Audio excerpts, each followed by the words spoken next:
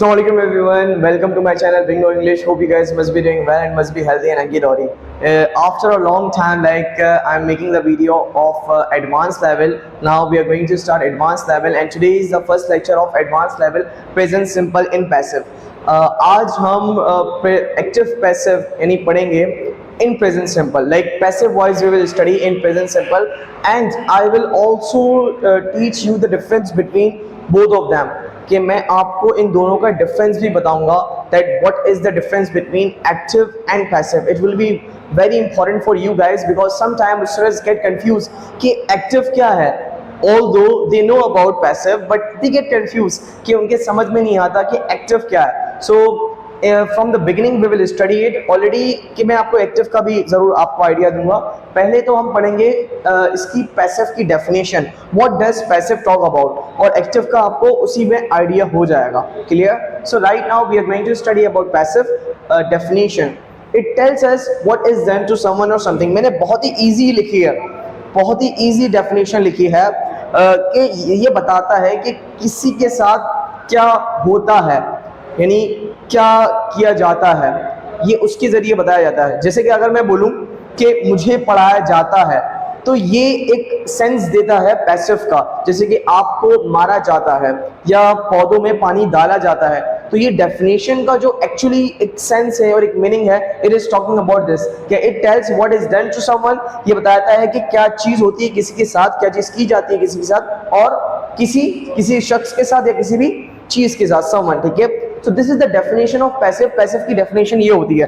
By giving example, I will be teaching you about active and passive, that what these are. क्योंकि because it's a first topic of advanced level, तो I would like to tell some basic points. कि basic भी बताऊंगा और why do we need to make the passive. कि हमें passive बनाने की जरूरत ही क्यों पड़ती है. Why can't we make in why can't we say in the sentence in active. क्योंकि ये जरूरी है समझाना. So now let's come to the formation. Formation को समझते हैं. फॉर्मेशन में आप देखेंगे subject plus is are verb third form. Remember that whenever we will make the sentence in passive we always use verb third form. बात यह है कि जब भी हम पैसिव में सेंटेंस बनाते हैं, कोई सा भी सेंटेंस हो, चाहे वो मॉडल वर्ब्स का हो, चाहे वो स्ट्रक्चर्स का हो, और कोई सा भी सेंटेंस हो, वो हम हमेशा उसकी थर्ड फॉर्म यूज करते हैं. क्या यूज करते हैं? Verb third form. Remember this, it's very important. आप ये पॉइंट्स लिखते जाएं अपनी नोटबुक में and whatever you are using, that will be very important for you. ठीक है? तो अब यहाँ पे पढ़ते हैं हम इज़ामार, और उसमें बहुत ही आसान है. इज़ामार नॉट लग जाता है और इज़ामार subject. Now something must be coming in your mind कि सर ने यहाँ सब्जेक्ट क्यों लिख दिया जबकि यहाँ पर तो ऑब्जेक्ट आना चाहिए. Let me tell you one thing कि अगर मैं कोई सा सेंटेंस लिखूं just like I eat an apple, अब मुझे ये बताएं ये कौन सा सेंटेंस है, एक्टिव है पैसिव है? Of course it's in active, ये एक्टिव में है. अब एक्टिव का क्या मकसद होता है कि व्हेन समवन डज समथिंग. इसकी डेफिनेशन अगर छोटे अल्फाजों में बताऊं, जब कोई शख्स कोई काम करता है तो वो आपका एक्टिव कहलाता है. जब किसी के जरिए या किसी के थ्रू काम किया जाता है वो आपका पैसिव में आ जाता है. बस ये डिफरेंस है, मगर इसमें अभी बहुत से पॉइंट्स हैं जो मैं आपसे डिस्कस करूंगा. जैसे कि आई ईट एन एप्पल, मेरे जरिए काम किया जा रहा है, तो ये एक एक्टिव सेंटेंस है. तो अगर अब मैं इसको पैसिव में कन्वर्ट करूंगा, how can I convert it. अब ये एप्पल है, ये एक ऑब्जेक्ट है इन द एक्टिव फॉर्मेशन. ठीक है? अगर मैं एप्पल को इस यहाँ पर लाऊंगा अकॉर्डिंग टू द फॉर्मेशन, तो ये यहाँ पर तो आ जाएगी, मगर ये पैसिव की सब्जेक्ट बन जाएगा.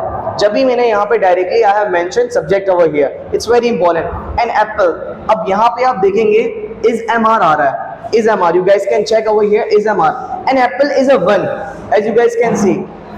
आई eat an apple over here. तो अब मैं जो ये ऑब्जेक्ट है, अब ऑब्जेक्ट को उठा के यहाँ पे लिखूंगा तो ये सब्जेक्ट में आ जाएगा एन एप्पल. अब इसमें मुझे I have to put any like you can say helping verb, you can say is am are, इसमें से कोई लिखना है. तो मैं क्या लिखूंगा, क्योंकि ये एक एप्पल है तो ऑफ कोर्स इज आएगा, और उसके बाद वर्ब थर्ड फॉर्म. जो भी हमारा वर्ब होगा उसकी हम हमेशा थर्ड फॉर्म लिखते हैं. एन एप्पल इज इटन, आपको वर्ब की थर्ड फॉर्म का याद होना भी जरूरी है. An apple is eaten. अब यहाँ पे क्या आ जाएगा, जो हमारा सब्जेक्ट है वो हमारा ऑब्जेक्ट की जगह पर आ जाएगा. तो ये इसी वजह से यहाँ पे मैंने डायरेक्टली ऑब्जेक्ट ही लिख दिया. यहाँ पे आ गया बाय मी करके. हम हमेशा बाय करके यूज करते हैं जब भी हम by me, by them, by her. तो आपको ऑब्जेक्टिव प्रोनाउन की भी वीडियो देखना जरूरी है, subjective pronoun and objective pronoun. इंशाल्लाह इन द नेक्स्ट क्लास मैं उसको एक और बार like I will like to tell you in in a briefly, like that will be very easy for you. उसमें मैं ब्रीफली भी बताऊंगा कि वो होते क्या हैं। तो यहाँ पर देखिए, I eat an apple is eaten by me. मैं सेब खाता हूँ और मेरे जरिए सेब खाया जाता है। इन सेंटेंस में फर्क क्या है? What is the difference between both of them? आपको लग रहा होगा सर फर्क ये है कि सब्जेक्ट यहाँ आ गया, ऑब्जेक्ट वहां चले गया, इसमें वर्ब थर्ड फॉर्म हो गई। मगर अगर मैं मीनिंग की बात करूं, what is the difference in meaning? के मीनिंग में क्या फर्क है? मैं एप्पल खाता हूं और मेरे जरिए एप्पल खाया जाता है। तो अकॉर्डिंग टू मी ये दोनों की मीनिंग लगभग सेम है, इट्स क्वाइट सिमिलर। मगर फर्क क्या है? The way of making sentences. मगर हमें यूज जब दोनों का मतलब सेम है, so why do we need to convert active sentence into passive? हमें एक्टिव को पैसिव में कन्वर्ट करने की जरूरत क्यों होती है? उसकी वजह ये नहीं होती कि हम इसको इस वे में बनाते हैं, उसकी वजह ये होती है क्योंकि हम हमेशा कोशिश करते हैं कि सब्जेक्ट को हाइड करें एक्टिव के। This is one of the most important reason that we convert into passive. यही सबसे बड़ी वजह है कि हम एक्टिव के सेंटेंस को पैसिव में करते हैं। आपने देखा होगा मैंने फॉर्मेशन में बाय लगाया बिकॉज इट इज टॉट, ये पढ़ाया जाता है, जैसे कि मैंने अभी पैसिव का बनाया। तो जब भी हम एक्टिव के सेंटेंस को पैसिव में कन्वर्ट करते हैं तो हम ज्यादातर एक्टिव जो होता है, एक्टिव का सब्जेक्ट होता है, इसको हाइड करते हैं। अब आप बोलेंगे नहीं सर हम तो देखा है हमने, नहीं, उसका पर्पस खत्म हो जाएगा वरना, क्योंकि बहुत ही रेयर सिचुएशन में जब कभी जरूरी होता है वहां हम लिखते हैं बाय मिसेस एल्जा काजी, जैसे कि आपने पोम में पढ़ा होगा, it is written by Mrs Elsa Kazi, it is this poem has been written by William Shakespeare. तो ये आपने जरूर पढ़ा होगा, मगर उसकी वजह ये है कि वहां पे बहुत ज्यादा नेसेसरी और मैंडेटरी हो जाता है मेंशन करना कि वो किसके जरिए बात की गई है और किसके जरिए काम हुआ है। Otherwise we do not need. अब अगर मैं आपको सवाल पूछूं मैं आपसे, जैसे कि अगर मैं कहूं मैं आपको पढ़ाता हूं, मैं आपको पढ़ाता हूं, आई टीच यू।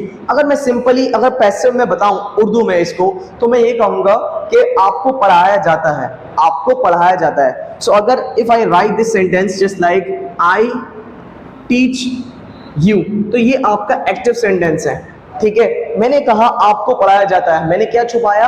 अपने आप को। तो यही वजह होती है पैसिव में सेंटेंस बनाने की। Just like I teach you, you are taught. You are taught means कि आपने टीच की थर्ड फॉर्म लगानी है।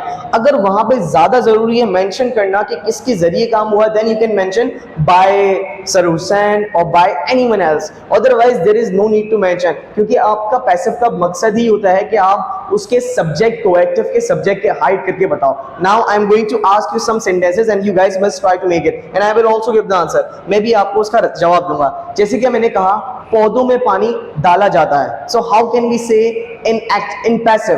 पैसिव में ये मैंने डायरेक्ट पैसिव पूछा है। जैसे कि अगर मैं कहूं मैं पौधों को पानी डालता हूं, आई वाटर द प्लांट्स, और पौधों को पानी डाला जाता है, तो इसका सेंटेंस है the plants are watered. Are you getting my point? अब इसका मैं नेगेटिव बनाऊंगा according to the formation, you can easily make it the plants are not watered, पौधों को पानी नहीं डाला जाता। इसी तरह से अगर मैं कहूं मोबाइल को इस्तेमाल किया जाता है, हाउ कैन यू से इन पैसिव? मोबाइल को इस्तेमाल। अब आपको पता है, ऑब्जेक्ट भी पता है कि किसके जरिए, हमारे जरिए, so there is no need to mention. जब आपको पता है कि ये ऑब्जेक्ट किसके जरिए हो रहा है, तो you don't need to mention about it, ठीक है। जहां नेसेसरी है वहां पे आप मेंशन कर दें, like mobile is used, mobile इस्तेमाल किया जाता है, मोबाइल इस्तेमाल किया जाता है। अगर मैं कहूं कैप पहना जाता है, कैप पहना जाता है, how can we say? Now I can write over here a cap is what I will write worn। Wear की थर्ड फॉर्म होती है worn, wear, wore, worn। So in this way you guys can have a lot of information about active to passive, like why do we need to convert active to passive। इसका मैंने already मकसद बताया है कि आपको subject hide करना होता है एक्टिव का, ये ध्यान में रखिएगा। Now I can have more sentences and it will be the quiz for you guys, और आपने उसको convert करना है, it will be the homework as well। Fine, I'm just going to give you it। As you guys can see, I have written some sentences। मैंने sentences लिख दिए हैं। उससे पहले like I wanted to tell you one more thing। जैसे कि अगर मैं sentence में लिखूं I cry, तो आप देख सकते हैं आई क्राई, मैं रोता हूं। यहाँ पे आपको ऑब्जेक्ट दिख रहा है कोई? There is no object. तो जिस सेंटेंस में आपका ऑब्जेक्ट नहीं होता उसको भी पैसिव में कन्वर्ट नहीं किया जाता। Remember this thing. जैसे कि इसको बेसिकली ये कहलाते हैं आपके इंट्रांजिटिव वर्ब। मैं डायरेक्टली वर्बली बता रहा हूँ, इंट्रांजिटिव वर्ब वो थोड़ा सा एक बहुत ही आसान कॉन्सेप्ट है, बट मैं आपको इजी वे में बता रहा हूँ। जैसे कि अगर मैं बोलूँ शी लाफ्स, वो हंसती है, और ही रन्स, वो भागता है। सो आपने इन वर्ब्स में देखें आप, I do not need to use object with them, तो यहाँ पे भी आप किसी किस्म का कोई पैसिव में कन्वर्ट नहीं करेंगे। So right now over here you guys can see she writes an application, you guys must try to convert it into affirmative, negative and interrogative, कि इसको आपने अफर्मेटिव, नेगेटिव और इंट्रोगेटिव में कन्वर्ट करना है। And I made him, he beats them, my mother bakes a cake. It will be your homework and I hope you must have got the actual purpose of active to passive, that why do we need to convert active to passive and how can we make the sentences of passive, कि हम कैसे passive के sentences बना सकते हैं। active के sentence को बनाया जाता है। So you guys can comment this sentence, like what can be the translation of this sentence. You guys can do the comment and I hope that you must have liked the video. Inshallah we'll meet in the next video. Till over here, take care yourself. Allah Hafiz guys.